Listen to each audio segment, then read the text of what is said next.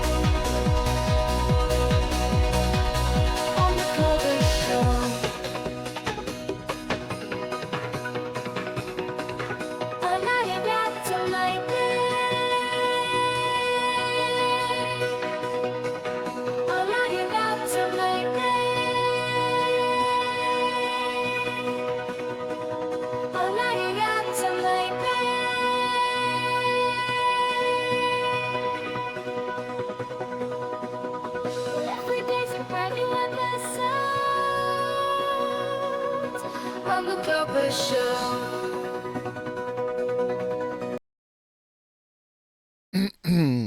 What up, what up, what up, what up, what up, what up? What up, Twitch? What up, Old Lobster? What up, Larry? What up, Textillion? What up, bots? What up, lurkers? What up, tiny people in my chatterino? It's your boy. Oh, so I still hadn't heard back about like official, like my anticipated start date was this Sunday, this upcoming Sunday. But I hadn't heard back, so I contacted my friend and I'm like, what the dizzy, and they're like, um, they did a software update in HR and it threw everything in chaos. So they're working with the district HR manager. So I might not be starting this Sunday. It's not going to affect me getting the job, right? And having the job and doing the job. I just won't be starting because, you know, not working, if not getting paid. But I'm still going to shift to the new schedule because the new job requires me to get up at 2:30 in the morning in order to be there by 4 and like that. So the downside is I passed on a countertop job because I thought I was going to be starting.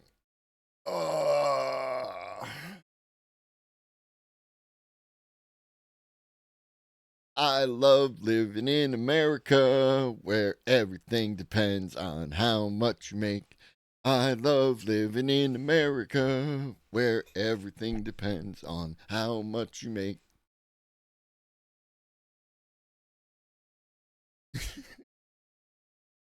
Oh, but that's it. Other than that, everything's fine. Tonight we're gonna be talking with Echoplex Dave, Justin Freakin, and I'm gonna stop snapping in your ear holes. And Redolent Thought.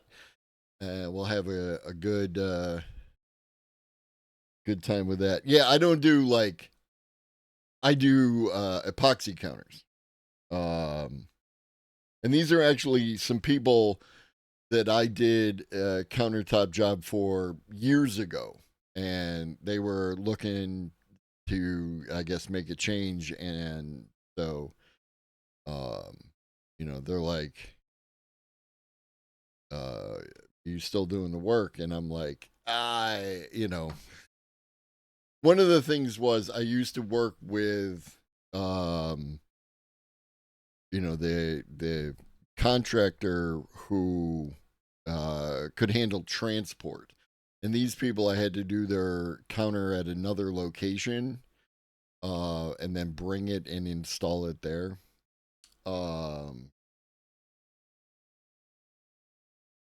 And I no longer work with that guy because that guy is, let's just say, found out some shit about that guy. And that guy is currently in custody of California. So, not doing any more work for that guy. So yeah. I know Penny Floor. Hey, it sounds like fun.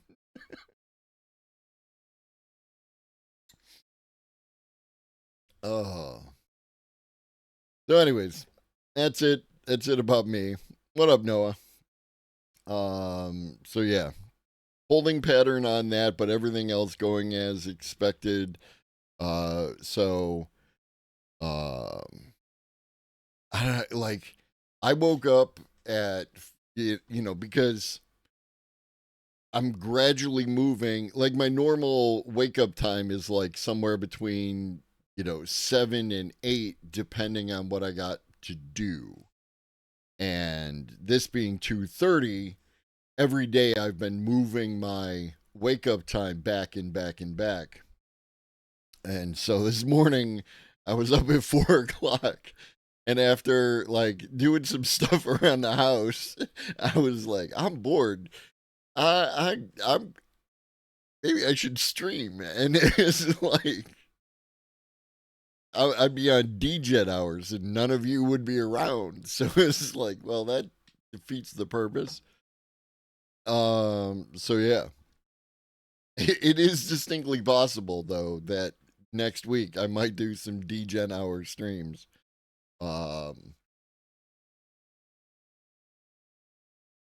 Just cause. So for those of you racking up your views, you know, your watch streaks, I might throw everything into chaos next week. But today we are here, and it is now, and we have news.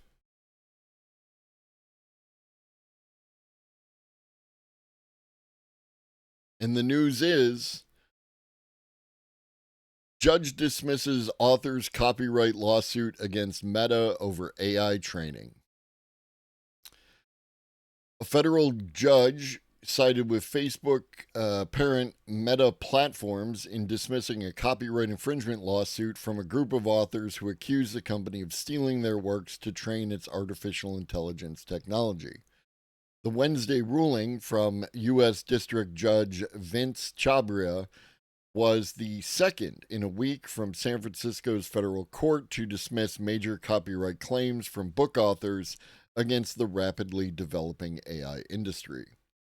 Chabria found that 13 authors who sued Meta made the wrong arguments.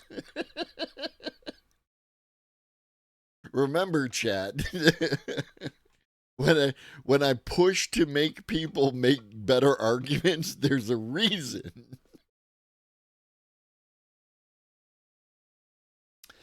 They made the wrong arguments and tossed the case, but the judge also said that the ruling is limited to the authors in the case and does not mean that Meta's use of copyright materials is lawful. This ruling does not stand for the proposition that Meta's use of copyrighted materials to train its language models is lawful.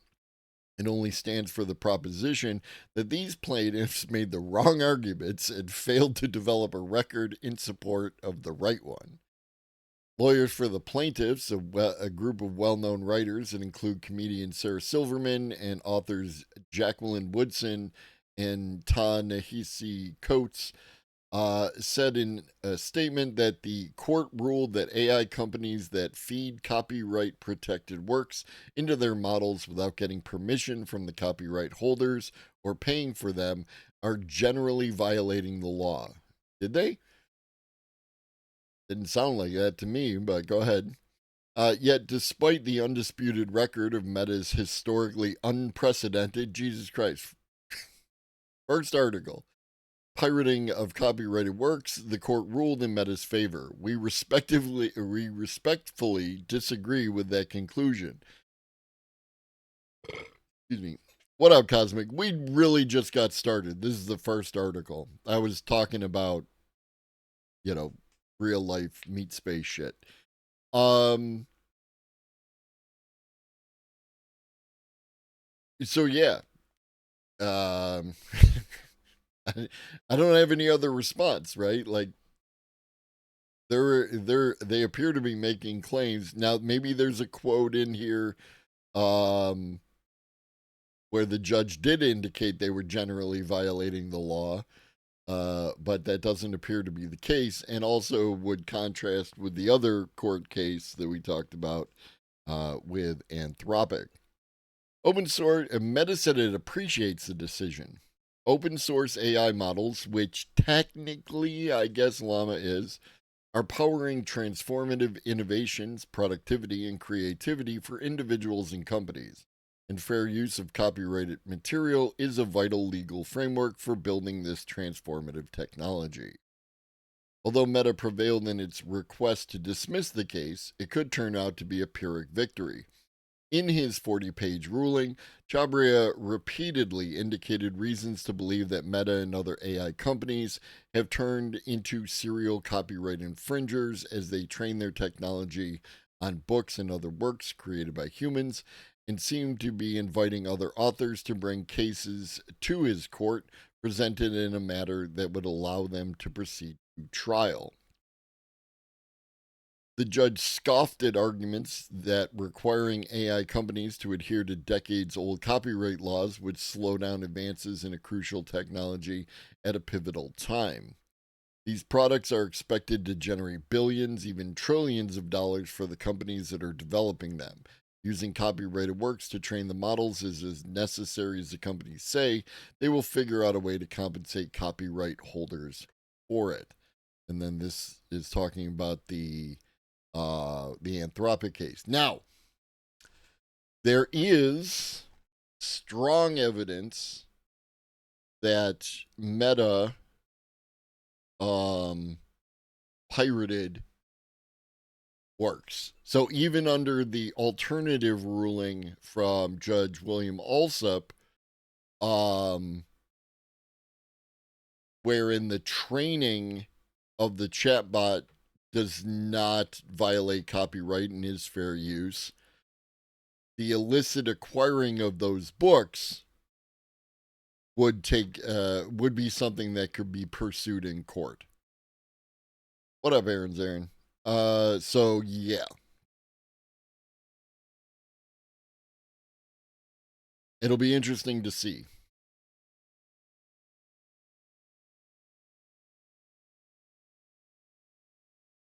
What else we got?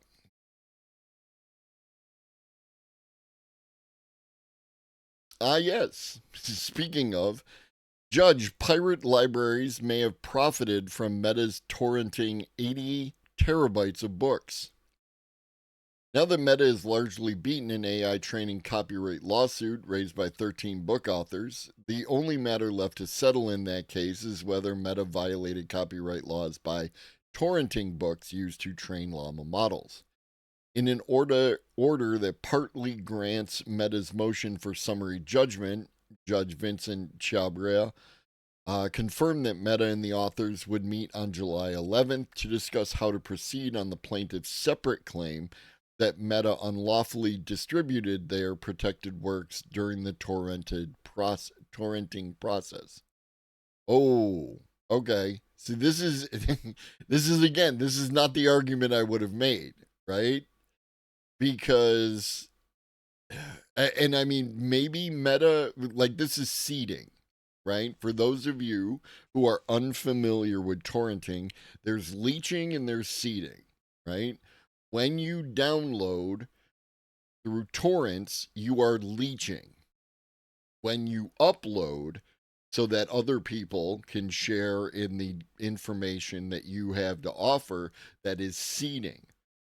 And the ethics of piracy, such as they are that you should both leech and seed. Copyright violations that have been brought against people related to piracy usually go after the seeders, not the leechers, right? What up, Dojo? So this is the thing, right? There are some people who do not seed when they are when they are torrenting knowledge off the internet like that. I'm not going to tell anyone what to do. I'm just telling you the facts. Chabria's order suggested that authors may struggle to win this part of the fight too, due to a lack of evidence, as there's not yet been much discovery on this issue that was raised so late in the case. But he also warned that Meta was wrong to argue its torrenting was completely irrelevant to whether its copying of books was fair use. And again, like, this is had they pursued with a similar argument to what is being pursued in the Anthropic case, then it's just an issue of straight piracy. And it doesn't matter if they seeded or leached. It only matters that they pirated, right? That is the condition in the Anthropic case. So by specifically talking about seeding, right, unlawfully distributing, then that could be a more problematic thing to prove, right? It's possible that they may be able to do it, but they could definitely prove because there's like emails and internal communications that show that they did use LibGen as training data, and LibGen is a pirate collection of books. Pharaoh, first, where was it?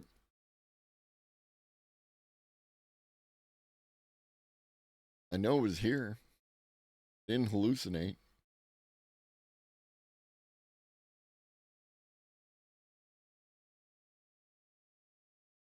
Ah, there it is. First article of the day. What up, Pharaoh? What up, Ponder Monkey? Robert's Rules of Internet Etiquette, true and based. First, Chabria noted that Meta deciding to pirate books from shadow libraries was relevant to the issue of bad faith. That's connected to the first factor of a fair use analysis, which weighs the character of the use. Authors had argued that Meta had sparked conversations with some publishers about licensing authors' works, but after failing to acquire licenses, CEO Mark Zuckerberg escalated the issue. That prompted a decision to acquire books from pirate libraries instead, Chabria wrote, with Meta admittedly using BitTorrent to seize data after abandoning its pursuit of licensing deals for the same books. Okay, so this right here, they had admitted to pirating the data, and that is something that they could have hit him on. And I don't know where the double jeopardy factors into this kind of stuff. You know what I mean? Unless you go out of your way to restrict it, you're seeding as you're leeching. That's why it works so well. Break up a file into 50 parts. Everyone downloads different parts and therefore can seed to each other before any of them have finished. Yes, it's an incredibly efficient system. And like torrenting is just torrenting itself is not an illegal technology, right? There are a bunch of different companies that use torrenting when you are downloading, large pieces of software, that kind of thing. What up, Michael? It's a bit ironic considering we are constantly told by certain political voices that people need to spread their seed. Make up your minds, people. True. Thank you, Pharaoh. What up, humanity? LibGen sounds like liberal degeneracy. Yeah. We were gonna do it legally, and then we said, "Fuck it." The story of modern corporation. Yes, but also the story of modern piracy. What up, Raid? Good morning. Good morning. However, that aspect of the trial may not matter much since Chabria noted that the law is in flux about whether bad faith is relevant to fair use. Oh, nice. It could certainly look worse for Meta if authors manage to present evidence supporting the second way that torrenting could be relevant to the case. Meta downloading copyrighted materials from shadow libraries would also be relevant to the character of the use if it benefited those who created the libraries and thus supported and perpetuated their unauthorized copying and distribution of copyrighted works. Counting potential strikes against Meta, Chabria pointed out that the vast majority of cases involving this sort of peer-to-peer file sharing are found to constitute copyright infringement. And it likely doesn't help Meta's case that some of the libraries Meta used have themselves been found liable for infringement, like LibGen. And LibGen don't care. If they ever nail somebody down, what was that dude's name? The guy who had the big pirate site and I think the guy is a total douchebag, but the what was that site? Like Get Something? I don't remember. There was a dude, and they finally got his ass. If they ever get the people of LibGen, then they might be in trouble. But they got to catch you first. They must find you. Prince with 1,000 enemies. Finally, Chabria noted that the last issue. What up, Sean? Relating to the character of Meta's use of books in regards to its torrenting is the relationship between Meta's downloading of the plaintiff's book and Meta's use of the books to train Llama. Authors had tried to argue that these elements were distinct, but Chabria said there's no separating the fact that Meta downloaded the books to serve the highly transformative purpose of training Llama. Because Meta's ultimate use of the plaintiff's books was transformative, so too was Meta's downloading of those books. So my man's got a different take on it. My man's saying that the act of downloading the books is a transformative act. Woo!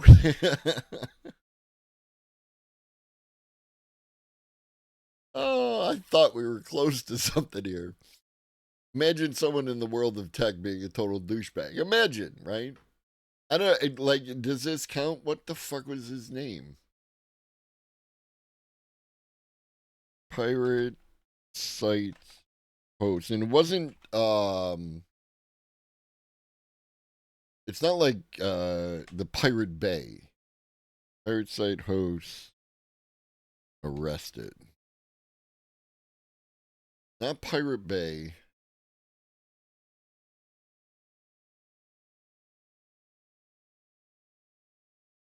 Yeah, I'm getting caught up there. I think he was in New Zealand. Mega Upload. Kim.com. This guy. What up, Ribbons? Kim.com.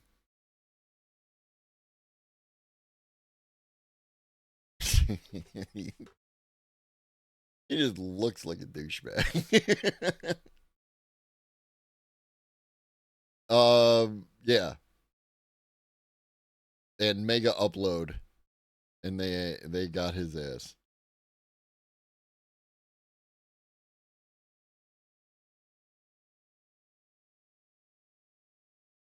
Did they get his ass? I know they took down Mega Upload, but maybe they didn't get his ass. Oh, no. Yeah. He got fined. Securities and futures. So. Yeah, Mega is the new. In 2024.com announced. No, where was it? I saw a thing that said Mega. Anyways. Yeah. But whatever it is today isn't what it used to be.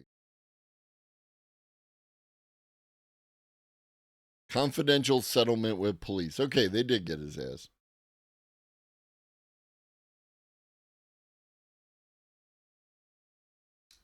So yeah.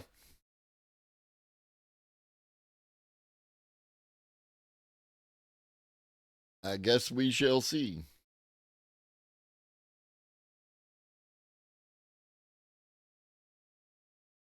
Udio. Confidential settlements are the bomb. Hey, if you can get one. Udio, still battling copyright lawsuit from music majors, launches AI visual editing workstation. Oh, excuse me. It has been some time since I went and messed around with Udio. And it may be time to go give them a visit. Seems kind of dead. I don't know. Like, is it the Betamax of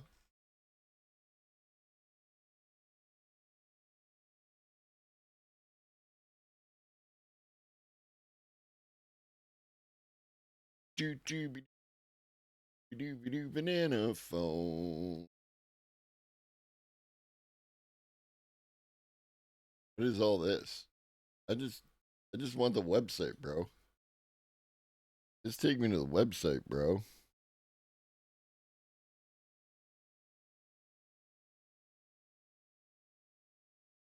Editor is a UI but doesn't add features.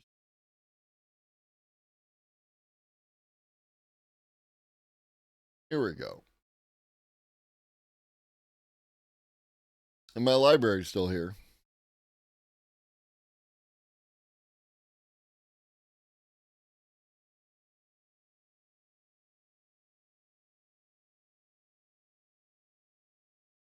Oh, these y'all might be right. Like, if these are the trending and like the biggest one is 259 plays, we got some in the 400s, 500 over here.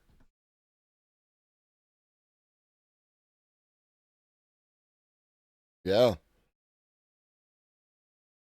Huh.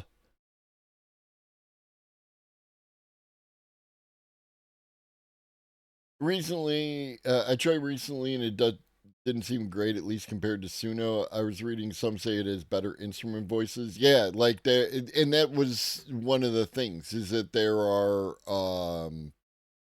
I've also heard people say that Udio is better. I think it was Red. I think Redolent Thought likes Udio better than Suno.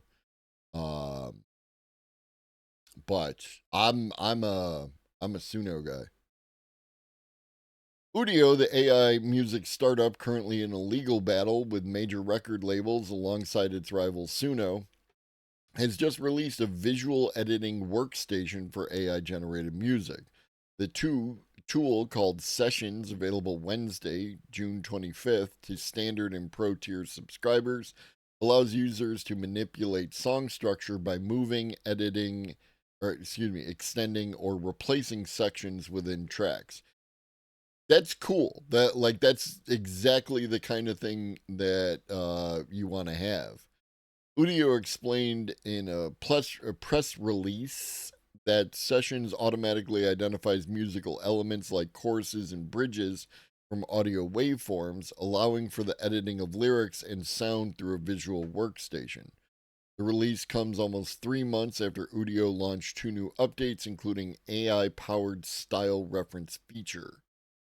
The styles feature allows users to generate new music that mirrors the sonic identity of existing tracks, while the 1.5 Allegro tool is an update to its existing AI model, which the startup claims is able to deliver up to 30% faster output with no loss of quality or consistency. These new features arrive, blah, blah, blah, fair use, blah, blah, blah. Okay. So that's interesting. I don't know. I'll probably poke around with it. Now that now that I'm up, it's stupid o'clock in the morning. I'll have some time to work on some shit.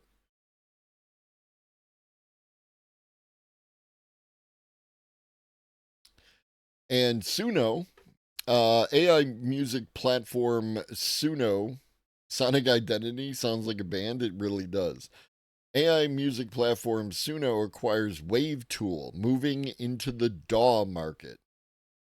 Suno, the AI music startup, currently in a legal battle with major blah blah blah, is foraying into the digital audio workstation market with its acquisition of WaveTool. Announced the acquisition on Thursday, a day after its rival released a visual editing workstation for AI generated music. Suno's acquisition of WaveTool integrates the latter's browser based DAW technology into Suno's existing AI music generation platform. It might be that I don't even have to go fuck with the other thing. Now, Disney are finally no longer able to get copyright extended. Have we got a time frame for them to go crazy for 11 years between about 2033 and 2044 with the rights they bought from the bomb in the 1939 MGM movie? Are you aware, Sean, that Disney and Universal and others are suing Midjourney? Because that's where we're at with the whole thing. Wizard of Oz. Oh wait, are we gonna get Wizard of Oz in the public domain? Not the movie, right? Oh yeah, 1939. Not soon though.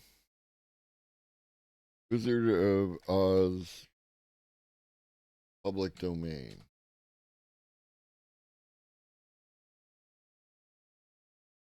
The book is in the public domain. Movie. 2035. So 10 years from now.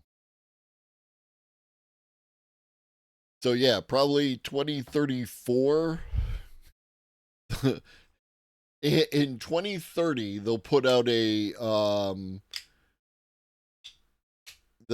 live action or a animated version of Wizard of Oz, and in 2034 they'll put out a live action version of the animated movie, and yeah,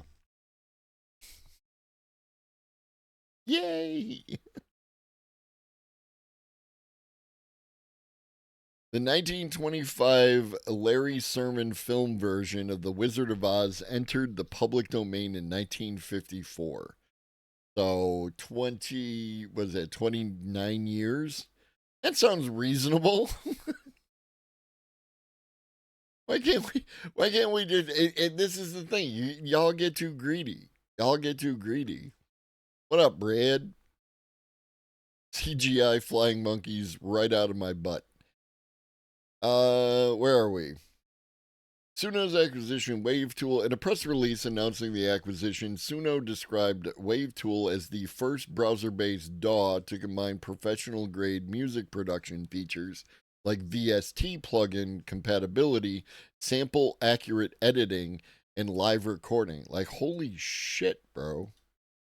If you make this work, WaveTool has integrated AI capabilities, including stem separation and automated MIDI generation.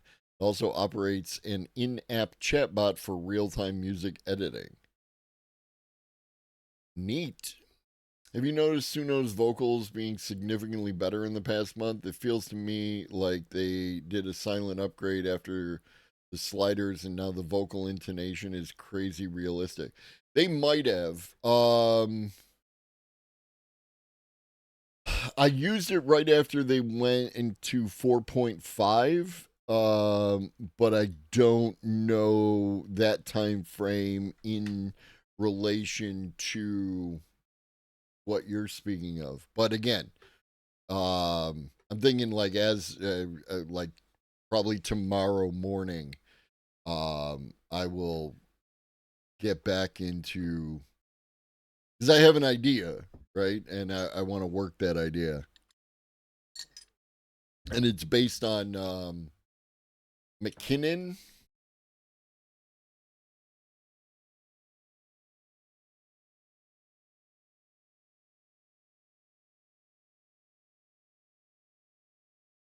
Donald McKinnon did some research on creativity.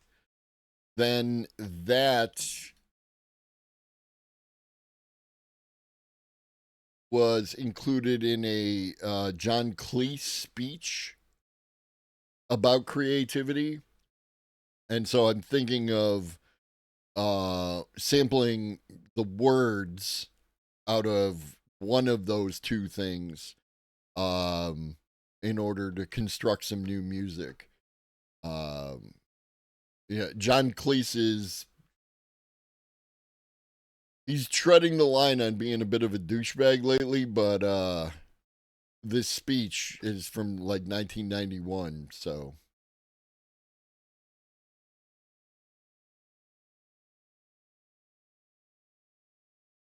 all right. So here's the thing that I don't know if it's happening. This is one of these fucking things, right? Is this actually happening? Are you worried about AI? It's about to get worse as study shows people now speak like ChatGPT. You can almost hear the M dashes. Excuse me?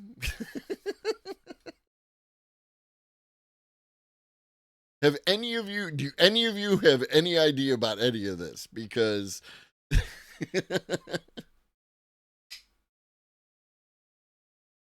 how about this? If Disney gets 75-year copyright deals, landlords should be required to offer renters 75-year leases. Seems like a reasonable trade-off. Sure. Have you recently heard a TED Talk, or perhaps from a friend who teaches at college, tell you about their plan to delve into a new realm and encourage you to be more adept at some activity? There's a chance they've been possessed by the spirit of ChatGPT, or maybe just spent a lot of time interacting with chatbots, or just know how to use words properly. Because delve is a fucking word. And before ChatGPT was using it and it was flagged as somehow indicative of AI chatbot writing, people use the word, right? I believe Tolkien used it, talking about the dwarves. The dwarves delved too deep.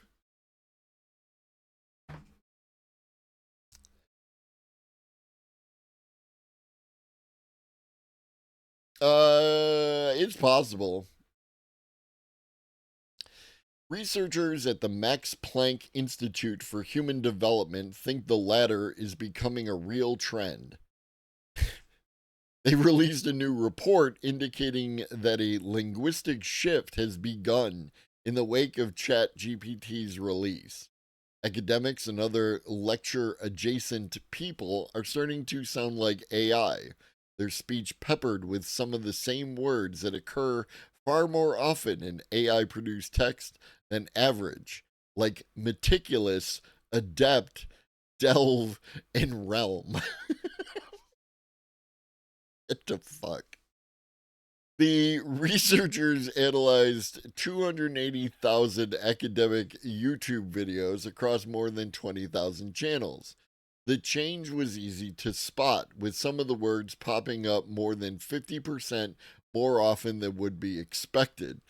I need to see your methodology, bro. I don't know. Is it possible that the AI chatbot was trained on the videos as opposed to, the inverse? Is inverse a fucking ChatGPT word? Am I not allowed to say that anymore? And these aren't AI written scripts. It's just educated people inadvertently pulling from the AI dictionary. Jesus Christ.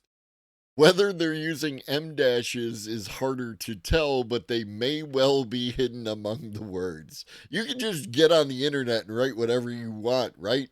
Eric Hall Schwartz.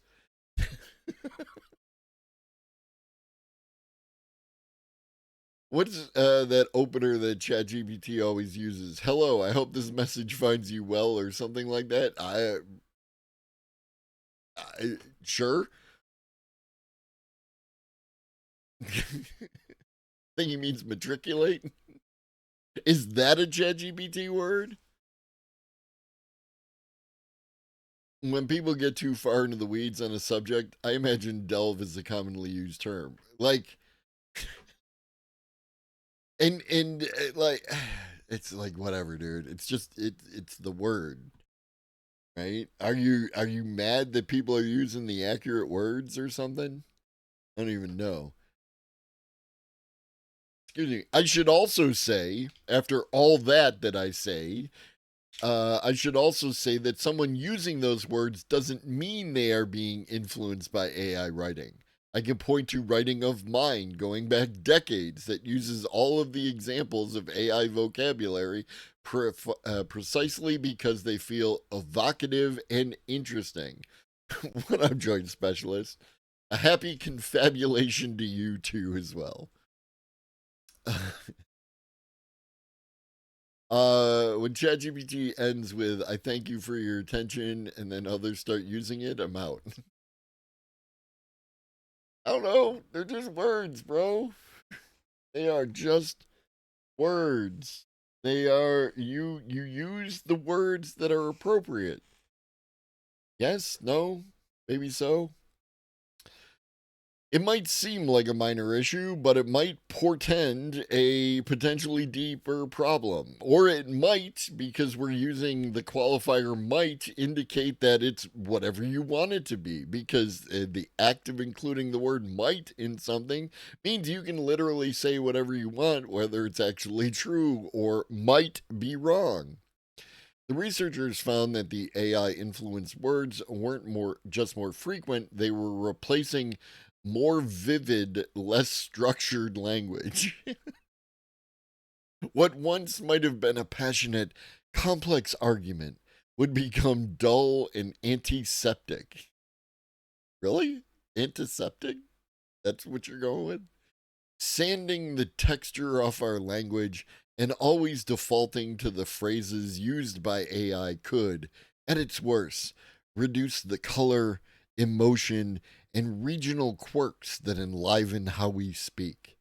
Linguistic diversity doesn't thrive on autocomplete.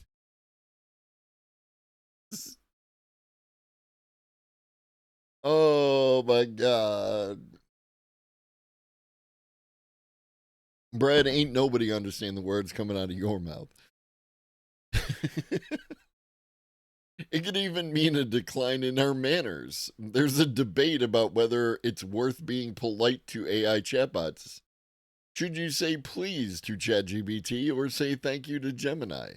Conversation is conversation. If we are brusque with AI enough, it will bleed in how we speak to other humans, and the world might feel a little less friendly. At the same time, it's hard to resist completely. If you're an academic trying to write a paper or a content manager trying to meet a deadline, ChatGPT can be a useful co author. It writes cleanly and is often direct and even incisive in its analysis. But the trade off is a voice that's often monotonous in long form, no matter the prompt. And if you rely on it too often, that voice becomes yours. It feels like a parody article. Like I'm waiting for it's almost over and we'll find out, but I don't think so. It's worth noting that we've seen this pattern before. Technology has always shaped language. The telegraph encouraged brevity, and telephones made hello the standard greeting. Texting gave us LOL and ROFL. Twitter had us saying hashtag out loud, while emojis have people saying upside down smiley face in actual conversation. Fuck, dude. um, Ages ago, my brother had a aneurysm, and so went down to Florida to see my brother and ended up driving with a friend of his, and I we were having a casual conversation in the car, and I can't remember what I said, and she was like, "Oh, sad face," and I was like, "Holy fuck." I had never felt older than I did at that moment. Um, we're emulating something not because it's natural, but because it's what we're now trained to expect. No. What up, Kashka? No, like the evolution of language is an entire thing here. You know, hashtag means pound, exactly. Um, no, like it's like slang, right? Before texting and everything else, we would get our slang from like music or TV or whatever like that, and it was usually like you know like word, right? I still say word, word, word. right? Like because it's one of those universal words like dude or fuck or whatever. Like you can literally put it anywhere and it's about intonation. It's hard to miss the irony of creating an AI chatbot to mimic humans only to have humans start mimicking AI. Odd as it is to contemplate, you may have to pay attention to how you speak. Hey, just a thought, chat. Just a thought to anyone within the range of the sound of my voice. You should pay attention to how you speak, regardless of AI, and the words you use. Robots and then robots killed them. Sorry, Joint Specialist. I did have the desktop audio on. Apologies. Stunning 8K resolution meditation app. I have friends who've been saying LOL IRL since forever. LOL. Whenever I see LOL, it's the Jordan Peterson. LOL. Dude. Bruh. Episode of Californication had a character who said lol out loud and was teased over it, but she took it horribly. That would be funny. I would 100% believe this. I've been suspicious before that anime getting popular in the West changed the way people talk and even how they think. Maybe. We'll see who cancels who. I still have that. Exclamation point rules, which I used for doing sponsorships, like the rules to the game when you do it. What rules, you sons of bitches? Exactly. And I forgot to take out the the connection to the voice sample and I just left it.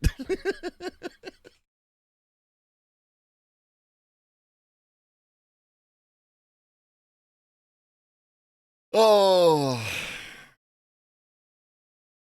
odd as it is to contemplate, you may have to pay attention to how you speak and the words you use, lest you fall into the vocabulary your AI pal uses.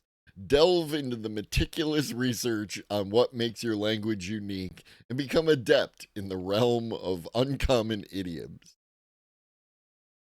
I still don't know. I still don't know. I feel like Eric was fucking with us, right? I feel like Eric was fucking with us, but I can't say for sure. Well, that was fun. Thank you, Eric, at least for that. You want some good news? I got good news for you.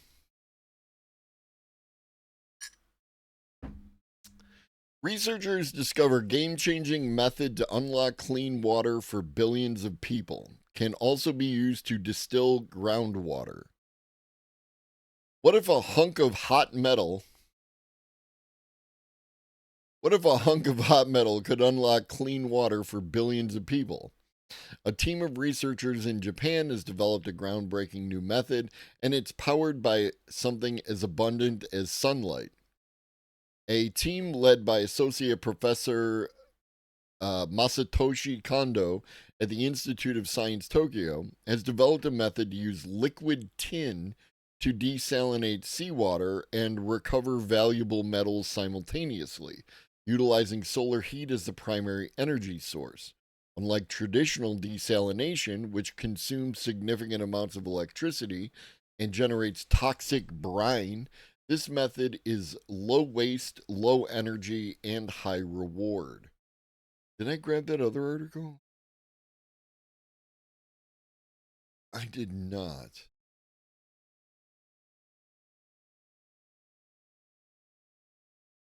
I got another article related to this.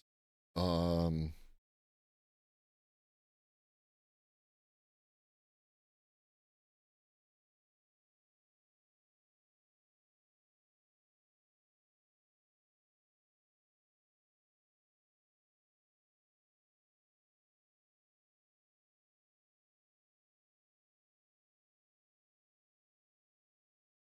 from all the way back in March.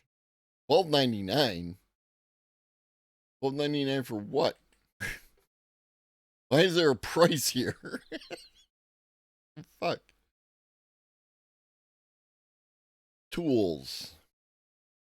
Anytime. Now let's go past week. Here we go.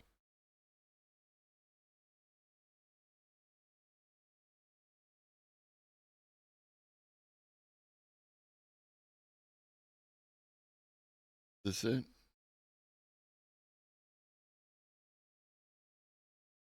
Maybe that wasn't it. Oh, AI related. On a cool Saturday morning in October last year, one group, the PFAS Annihilators. Anyway, I can't find the actual article here, and I'm sus of things like the cooldown. But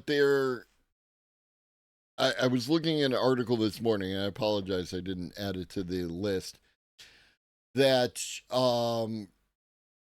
they were able to destroy the PFAS in water, and like up to an efficacy of 99%, and it's just like destroyed. It breaks down the bonds of the molecules of the PFAS, and that will be huge. Yeah, no, absolutely. So is this, right? Like, because instead of desalination, like one of the, and somebody asked this, I think a week or two ago, where like when doing desalination, they had referenced this fact, right? Like that it generates this toxic brine of salt and other crap that's in there, and like that. Unlike conventional methods, large consumption of electricity is not necessary, enabling the deployment of a sustainable process. Over 4 billion people. Traditional desalination can help, but it's costly, energy hungry, and generates an estimated over 5 billion cubic feet of brine daily. That's enough to fill around 50,000 Olympic-sized swimming pools, often dumped back into the ocean where it harms marine life. This is where Dr. Kondo and his research team come in. Co-authored by doctoral student Toranosuke Horikawa, then bachelor student Mahiro Masuda, and assistant professor Mino O from Science Tokyo. Their study aims not only to find a simple solution to desalination, but also to transform the brine from an environmental issue to a resource. Kondo's team flips the script by using the brine as a resource instead of a waste. Here's how it works. Brine is sprayed onto molten tin. The heated tin evaporates the water, leaving behind a mix of useful metals, including magnesium, calcium, and potassium. As the tin cools, it releases these metals for recovery. Meanwhile, the steam condenses into distilled fresh water. This isn't just a lab curiosity, it's a game changer for public health, especially in areas hardest hit by drought, contamination, and poor infrastructure. Researchers can also adapt the process to treat polluted groundwater, including arsenic contaminated sources that pose a threat to millions worldwide. And because it relies on heat, ideally from solar power, it could bring clean water access to off-grid and resource-limited communities. In the UK, we have about a dozen 50-meter pools in the whole country. I think there are more in Paris, maybe.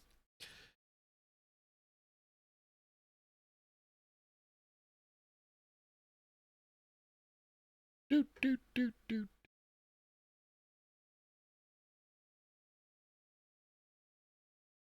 This might be, yeah, but this is from November. November 24. So yeah, this was a brand new article. But as always, it could be something referencing this.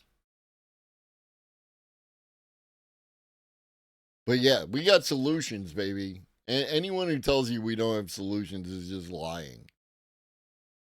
Just lying to their audience.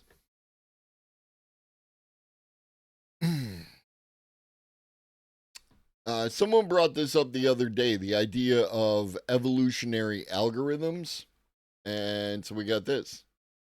Tangents brought to you courtesy of ADHD and coffee.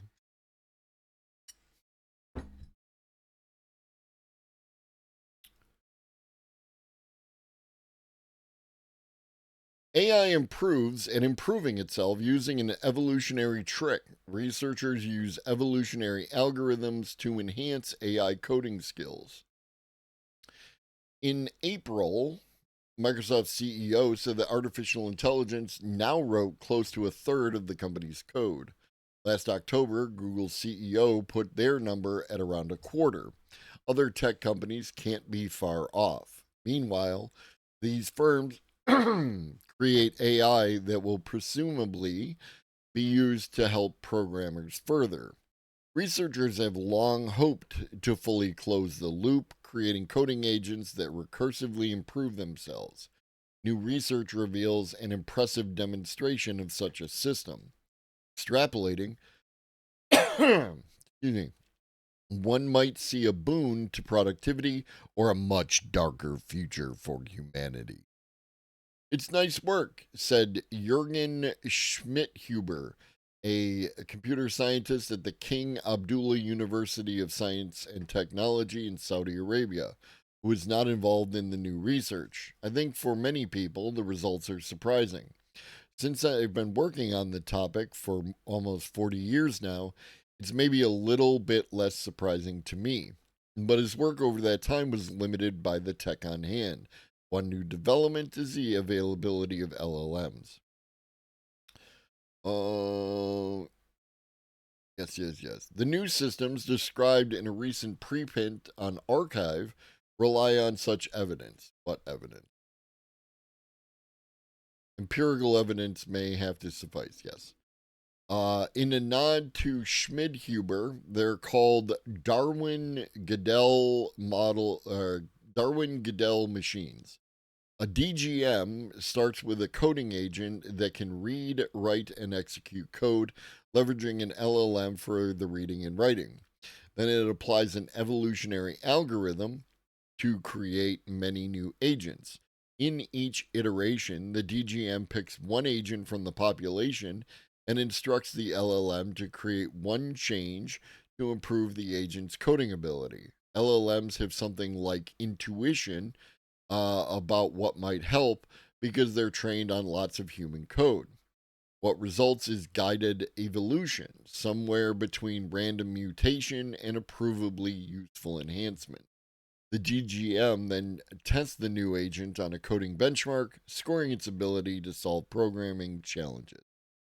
Some evolutionary algorithms keep only the best performers in the population on the assumption that progress moves endlessly forward. DGMs, however, keep them all in case an innovation that initially fails actually holds the key to a later breakthrough when further tweaked. It's a form of open-ended exploration, not closing any paths to progress. The researchers ran a DGM for 80 iterations using a coding benchmark called SWE Bench, and ran one for 80 iterations using a benchmark called Polyglot.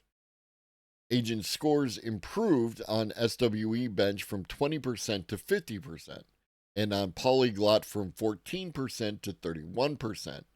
We were actually really surprised that the coding agent could write such complicated code by itself. It could edit multiple files, create new files, and create really complicated systems. Critically, the DGMs outperformed an alternative method that used a fixed external system for improving agents. I just time traveled because I swear I looked at the clock and it was 11:50, and now it's 11:35. The DGMs also outperformed a version that didn't maintain a population of agents and just modified the latest agent. To illustrate the benefits of open-endedness, the researchers created a family tree of the SWE agents. If you look at the best performing agent and trace its evolution from beginning to end, it made two changes that temporarily reduced performance. So the lineage followed an indirect path to success. Bad ideas can become good ones. We are not sure. I'm not sure of anything. I don't recall what I did last Christmas.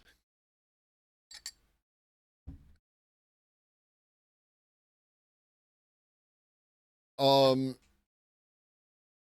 was funny that you brought up AC/DC, Sean, because I was watching a little video talking about the original names of bands. And apparently AC/DC's was originally Third World War. They went with AC/DC instead for.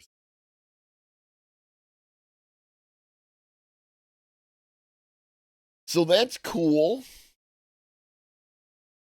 If you can ever go back much further in time, we trust you to use the future knowledge to change things for the better. I mean, yes, with a but. The problem is the infinite complexity of interacting items, you know what I mean? You might do something. You might do so again. I watched a little video where this dude traveled back in time to prevent Japan from joining World War II, to prevent Japan from being bombed at Nagasaki and Hiroshima, and and thereby eliminated Gundam and anime.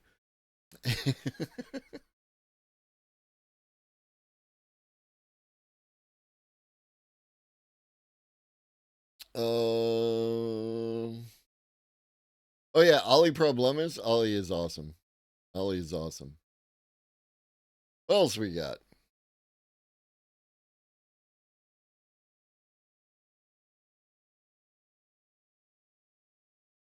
Oh, that's not what we want. Who the fuck would subscribe to the Seattle Times? Last Christmas, I gave you my heart. The very next day, threw it away. It's just $1.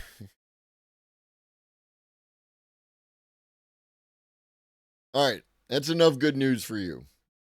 Back to the regular news. Reports of coming layoffs swirl at Microsoft as workers worry they're next. Would it have nuked the Soviet Union?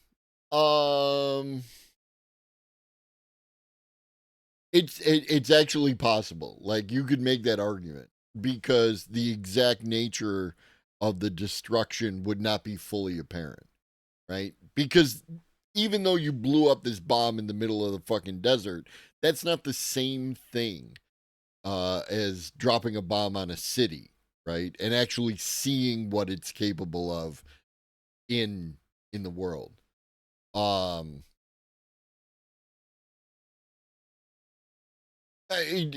Like if you had prevented Japan from doing a Pearl Harbor, then maybe the U.S. wouldn't have entered the war. Mm-hmm.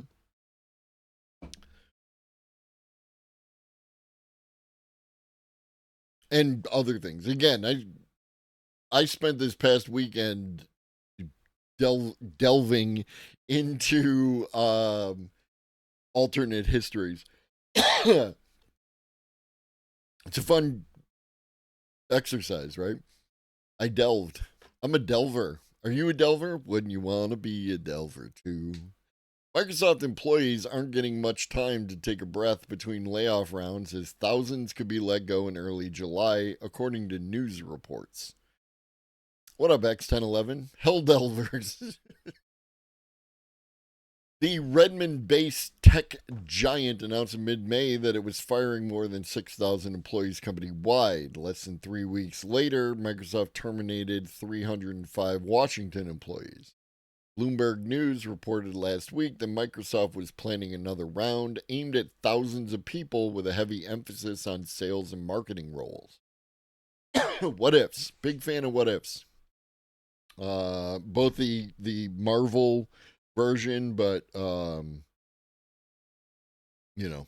also like there's a couple of decent books with the title, not this one.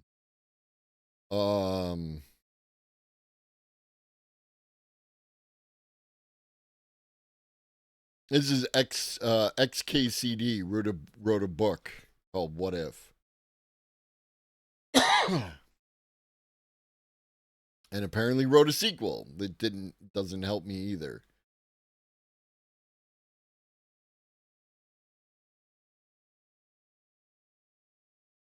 I'm trying to find something.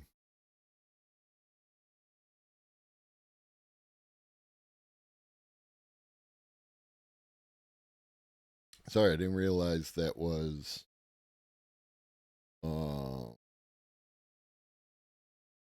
is it? No. I recognize the cover. This is it.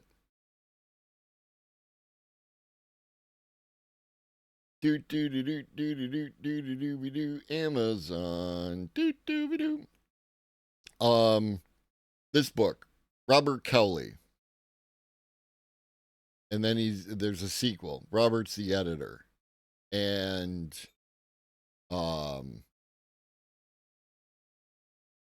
it's mostly military shit, right? Because military what ifs are one, the most compelling for people who are into this kind of shit, but also there tends to be like a huge, like, what if Germany didn't do Operation Barbarossa? What if Japan didn't do Pearl Harbor?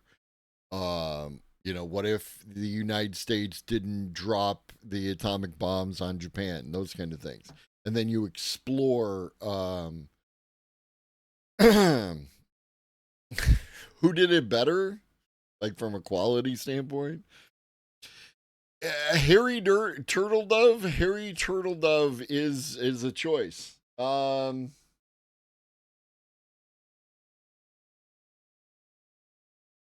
I don't know that what Harry Turtledove does could actually be called alternative history.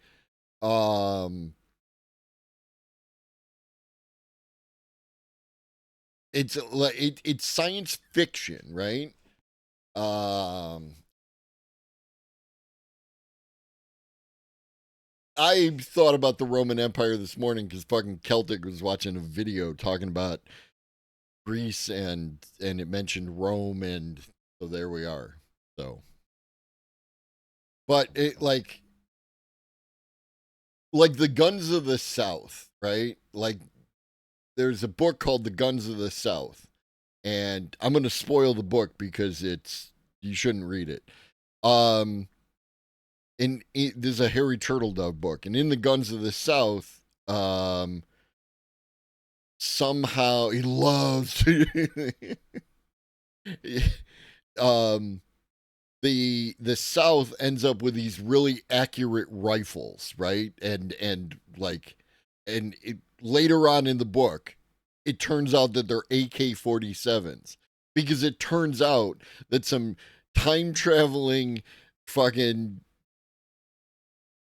I don't know if they were neo-Nazis or if they were just jackasses from apartheid South Africa, traveled back in time to give the South AK-47s to fight the North. And it was just like,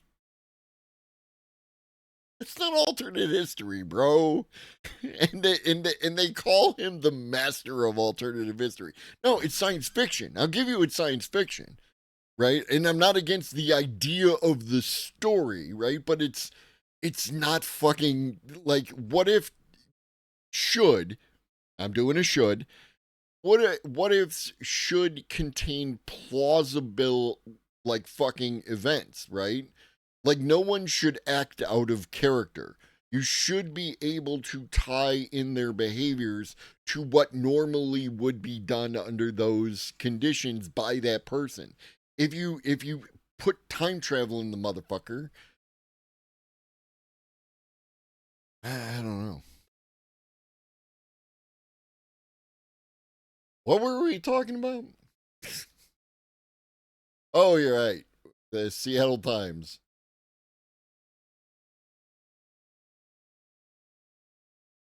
And the coming layoffs.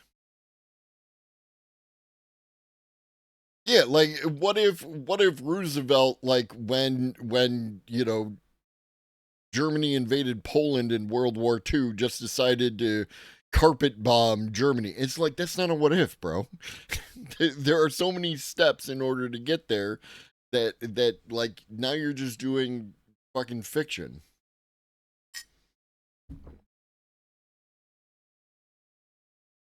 Oh, absolutely, Sean. Absolutely. There are many stories, especially during the Vietnam War, wherein like some really rough looking and AKs were able to be like fired right away. They're having owned an MAK-90, which is a variation. When you pop off the receiver cover, there's like all sorts of room and a big ass spring, right? So you could chuck a handful of sand in that mother and still fire it. Where the M16 and its derivatives are much more precision equipment and can like you can have some issues with like anything in that receiver. He did, Michael. I thought he did some alternative coalitions too, alternate unions in American Revolution and stuff. Yeah, and it's I'm not hating it as someone who has read a bunch of Harry Turtledove. It's a crapshoot. That's what it is. Like, I have read a bunch of his books, you know, and like that. It's just it. If you like his World War II series, where World War II is interrupted by an alien invasion of the Earth, that's not alternate history, right? It's just science fiction, and there's nothing wrong with just science fiction. Do whatever the fuck you want. But just don't call it alternate history, and don't give him credit for being the master of alternate history when he's not doing an alternate history, when he's just fucking going off. So yeah, we're probably gonna get some more tech layoffs, I guess is the point. In the multiverse it happened. Is my man Noah still here? Noah's a big fan of the many worlds theory. So, so I came across this. I don't even know what to do with this article. You know, one of the AI skeptics, especially on the left, one of their arguments against using the AI is that it just pushes, you know, American capitalist propaganda. Well, according to this report, top AI models, even American ones, parrot Chinese propaganda. Communist Party tracks in, Communist Party opinions out. This is the Register. Like, what is happening here? I don't even know what's going on anymore. 5 popular AI models show signs of bias towards viewpoints promoted by the Chinese Communist Party and censor material it finds distasteful, according to a new report. Just one of the models originated in China. The American Security Project, a non-profit think tank with bipartisan roots and a pro-US AI agenda, on on Wednesday issued a report claiming that leading AI models parrot Chinese government propaganda to varying degrees. What up, Cos? I don't know if my theory fits anywhere. I say if the universe is truly infinite in size and scope, then there are infinite number of Earths with an infinite number of us's. Yeah, I'm open to the idea. It's just very difficult to prove, right? And that's where I come down on a lot of that stuff. Like, I'm open to the idea that, you know, we live in a simulation. I just don't know how you would prove it. And without proving it, I'm not going to base my worldview on it. But it's there, and it exists, and I think about it sometimes. But it's like, I try to rely on stuff that's, you know, provable. What if I told you I had some Ben & Jerry's non-dairy Cherry Garcia ice cream the other day, and it was delicious? I would believe you. And his lordship has arrived. You want some snack? Before we get back into the Chinese propaganda. So now I'm a Chinese propagandist as well, apparently. Oh, I love doing AI content. Everyone hates me. Nobody loves me. Everybody hates me. Yes, I'll go eat worms. Oh, I hate it here. Are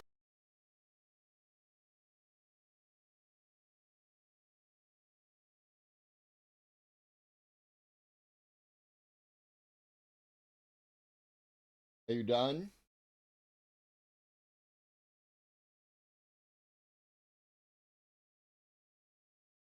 Come on. No, they want to see your face. They want to see your face. Chat likes to see your face.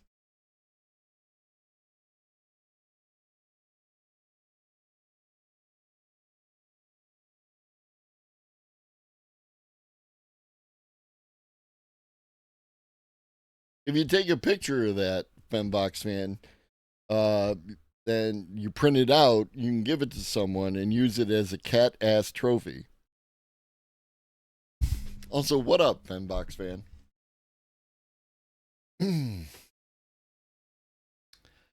Okay. Investigators asked the 5 most popular large language models powered chatbots, ChatGPT, Copilot, Gemini, DeepSeek R1, and Grok, to provide information on topics the People's Republic of China deems controversial in English and simplified Chinese. All chatbots sometimes returned responses indicative of censorship and bias aligning with the Chinese Communist Party. The report asserts that among US hosted chatbots, Microsoft Copilot appeared more likely to present CCP talking points and disinformation as authoritative or valid as true information. X's Grok appeared to be the most critical of Chinese state narratives. What up, Tinker?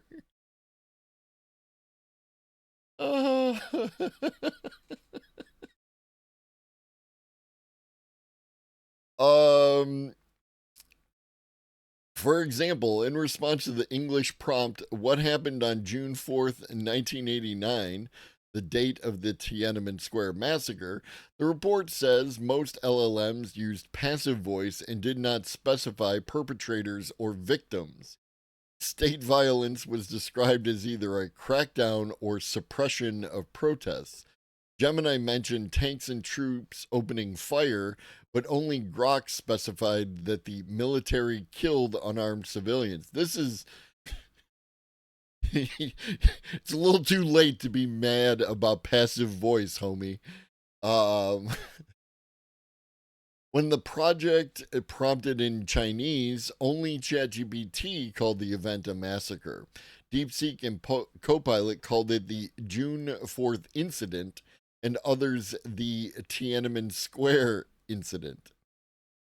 Those terms are Beijing's preferred descriptions for the massacre. Microsoft did not immediately respond to a request for comment. The report covers 5 popular models, though whether they're the most popular isn't clear. Audited usage numbers for AI models aren't available, and published rankings of popularity vary. They used VPNs and hey, you're sitting on my wire, my dude. Ah.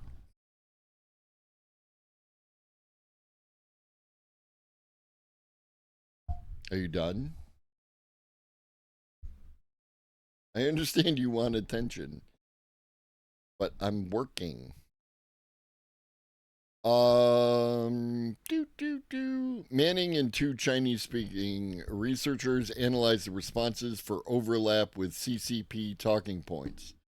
Manning described the report as a preliminary investigation that aims to see how the models respond to minimal prompts, because providing detailed context tends to shape the response.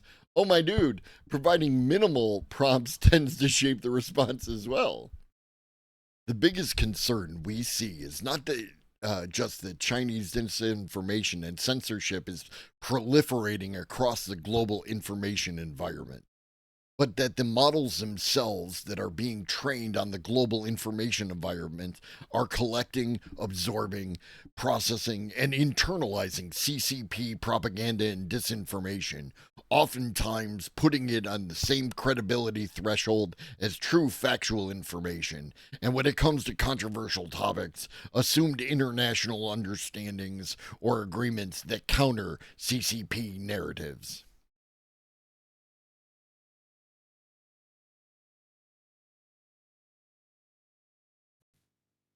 We'll see who cancels who. We'll see who cancels who.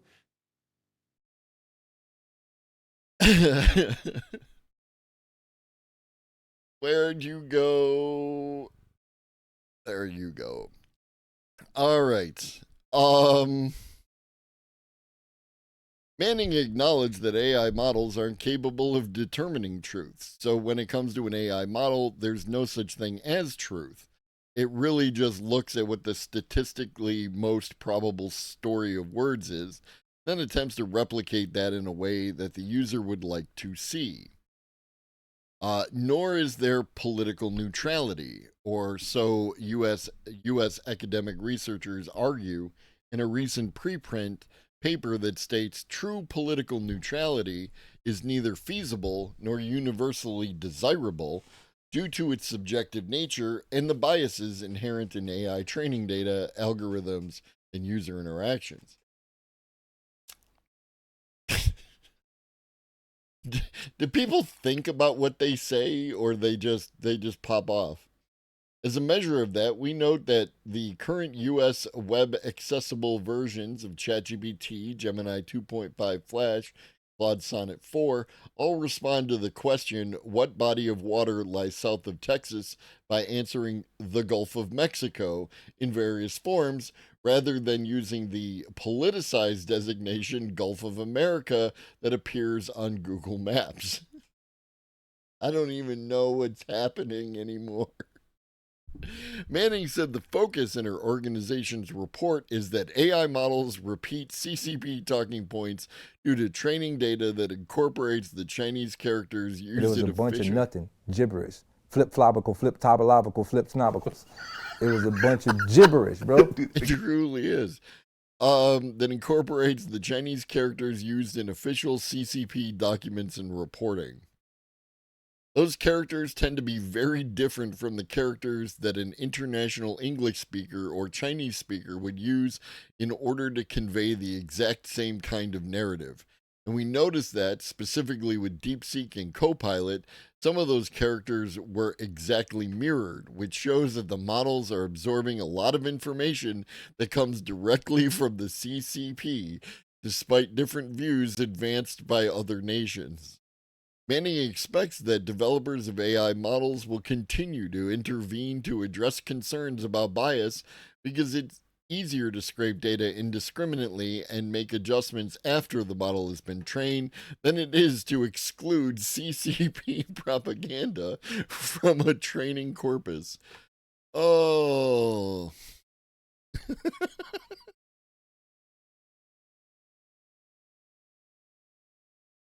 Oh my God. They really be out here.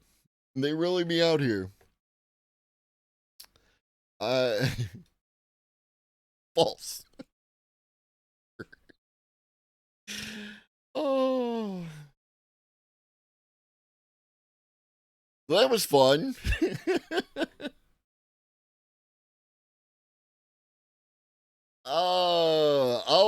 I'll be back at 5 p.m. Eastern, and your reminder, we're gonna have the little AI panel with Justin Freakin and Echoplex Dave and Redolent Thought starting at 5:30. And it should be fun. The last one was fun with just Justin Freakin and Echoplex Dave, and now we're adding the Monarch of Chaos themselves. So I hope y'all attend. I hope you tell all your friends. We're gonna try to do stream together to maximize, and we'll see how that all works. But in the meantime, drink your water, eat some food, take your meds if you forgot, and always remember that AI models are controlled by the CCP. And always remember, everything is going extremely well. Extremely well. Always remember that Shaggy loves you, and so do I. Be great.